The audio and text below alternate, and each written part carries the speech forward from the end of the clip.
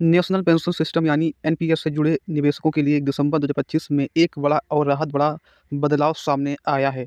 Pension fund regulatory एवं development authority NPS निकासी और एग्जाम नियमों में संशोधन करते हुए गैर सरकारी कर्मचारी को रिटायरमेंट के समय ज़्यादा कैश निकालने की सुविधा दे दी है। इस बदलाव को सीधा फायदा उन लोगों को मिलेगा जो लंबे समय से एनपीएस में निवेश कर रहे हैं और उन्हें रिटायरमेंट के बाद अपने पैसे पर ज़्यादा नियंत्रण चाहते हैं। अब तक एनपीएस के नियमों के अनुसार रिटायरमेंट के समय में कुल जमा राशि का कम से कम 40% हिस्सा एन्युटी यानी पेंशन प्लान में लगना अनिवार्य था। 60% राशि एक सुमुत या किस्त में निकाली जा सकती थी, लेकिन नए नियमों के तहत इस अनिवार्य एन्युटी सीमा को घटाकर 20% कर दिया गया है। इसका मतलब ये हुआ है कि अब गैर सरकारी एनपीएस सब्सक्राइबर अपने कुल फंड का 80% हिस्सा निकाल सकेंगे। इस बदलाव से सबसे बड़ा फ़ायदा ये होगा कि रिटायरमेंट के समय निवेशकों के लिए हाथ में ज़्यादा कैश आएगा। कई लोग ऐसे होते हैं जिन्होंने रिटायरमेंट के बाद घर बनाने, बच्चों की शादी, कर्ज चुकाने या किसी बड़े खर्च के लिए एक सुमुत रकम की ज़रूरत होती है। एन्युटी में फंस जाने से यह संभव नहीं हो पाता था, लेकिन अब यह परेशानी काफ़ी हद तक कम हो गई है। हालांकि यह सुविधा कुछ शर्तों के साथ दी गई है। इस नए नियमों का लाभ उठाने के लिए एनपीएस सब्सक्राइबर को सिस्टम में कम से कम 15 साल पूरे करने होंगे, यानी जिसने 15 साल से कम समय तक एनपीएस में योगदान किया है वह इस 80% निकासी का फ़ायदा नहीं ले सकेगा। इसके अलावा सब्सक्राइबर की उम्र 60 साल पूरी हो चुकी हो या फिर वह अपनी नौकरी की शर्तें के अनुसार रिटायरमेंट हो चुका हो, तब भी यह नियम लागू होगा। जो इन शर्तों को पूरा करते हैं वह अपने कुल फंड का 80% हिस्सा एक सुमुत निकाल सकते हैं या फिर सिस्टमेटिक विथड्रॉ प्लान के जरिए भी धीरे-धीरे ले सकते हैं। बाकी बचे 20% हिस्से से उन्हें एन्युटी प्लान खरीदना होगा, जिससे उन्हें हर महीने तय अवधि पर पेंशन मिलती रहेगी।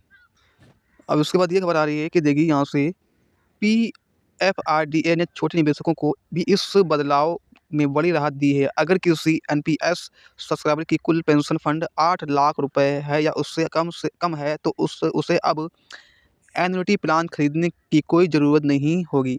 ऐसे निवेशकों को अपना पूरा फंड एक सुमत निकाल सकते हैं। यह नियम उन लोगों के लिए बेहद फ़ायदेमंद है जिन्होंने कम राशि के साथ एनपीएस में निवेश किया था और जिन्होंने पेंशन की जगह एक सुमुत रकम। अगर किसी सब्सक्राइबर का कुल फंड 8 लाख रुपए या से ज़्यादा है, लेकिन 12 लाख रुपए से कम है, तो उसके लिए भी अलग विकल्प दिए गए हैं। ऐसे मामलों में सब्सक्राइबर 6 लाख रुपए तक की राशि एक सुमुत निकाल सकता है।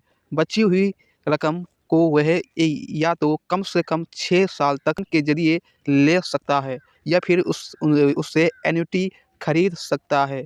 यानी यहाँ भी निवेशक को अपनी ज़रूरत के अनुसार फैसला लेने की आज़ादी दी गई है। समय से पहले एनपीएस से बाहर निकलने वाले को इस नई छूट का लाभ नहीं मिलेगा। अगर कोई सब्सक्राइबर 15 साल पूरे होने से पहले 60 साल की उम्र से पहले रिटायरमेंट से पहले एनपीएस छोड़ता है तो पुराने नियम ही लागू होंगे। ऐसे मामलों में कुल फंड का 80% हिस्सा एन्युटी खरीदने में लगाना अनिवार्य होगा। हालांकि समय से पहले एग्जिट करने वालों के लिए भी एक छोटी राहत दी गई है। अगर ऐसे किसी मामलों में कुल पेंशन फंड 5 लाख रुपए या उससे कम है तो सब्सक्राइबर पूरा पैसा एक सुमुत निकाल सकता है। इससे छोटे निवेशक को बेवजह पेंशन प्लान में फंसने से राहत मिलती है और पीएफआरडीए ने 60 साल की उम्र के बाद भी एनपीएस स्पष्ट नियम किए गए हैं। ऐसे लोग अगर 85 साल की उम्र से पहले ही एनपीएस से बाहर निकलते हैं तो उन्हें कम से कम 20% राशि से एन्युटी खरीदनी होगी। हालांकि अगर उनका कुल फंड 12 लाख रुपए या उससे कम है तो वह पूरा पैसा एक सुमुत निकाल सकते हैं। इसके अलावा गैर सरकारी एनपीएस सब्सक्राइबर को ये सुविधा भी दी गई है कि वे 85 साल की उम्र तक अपनी एन्युटी खरीद या एक सुमुत निकासी को टाल सकते हैं। यानी अगर कोई भी व्यक्ति रिटायरमेंट के बाद अपना फंड को एनपीएस में बनाए रखना चाहता है तो ऐसा कर सकता है और ज़रूरत पड़ने पर में निकासी भी कर सकता है। सरकारी कर्मचारियों के लिए एनपीएस के नियमों में फ़िलहाल कोई भी बड़ा बदलाव नहीं किया गया है। सरकारी एनपीएस सब्सक्राइबर रिटायरमेंट के बाद 85 साल की उम्र तक सिस्टम में बने रह सकते हैं, लेकिन जब वे एग्जिट करेंगे तो उन्हें अपने कुल रिटायरमेंट फंड का कम से कम 40% हिस्सा एन्युटी प्लान खरीदने में लगाना होगा। बाकी बची हुई राशि को वे एक सीमित या पीरियोडिक पे आउट के जरिए निकाल सकते हैं। कुल मिला के तो आज का वीडियो इतना ही। वीडियो को लाइक करें और हमारे यूट्यूब चैनल को सब्सक्राइब करें, और किसी भी खास जानकारी के लिए भरोसा करने के लिए आप ऑफिशियल वेबसाइट पर ही भरोसा करें या फिर किसी भी सरकारी न्यूज़ पर ही भरोसा करें, क्योंकि मैं आपको जो भी जानकारी देता हूँ मैं आपको सिर्फ जानकारी देता हूँ।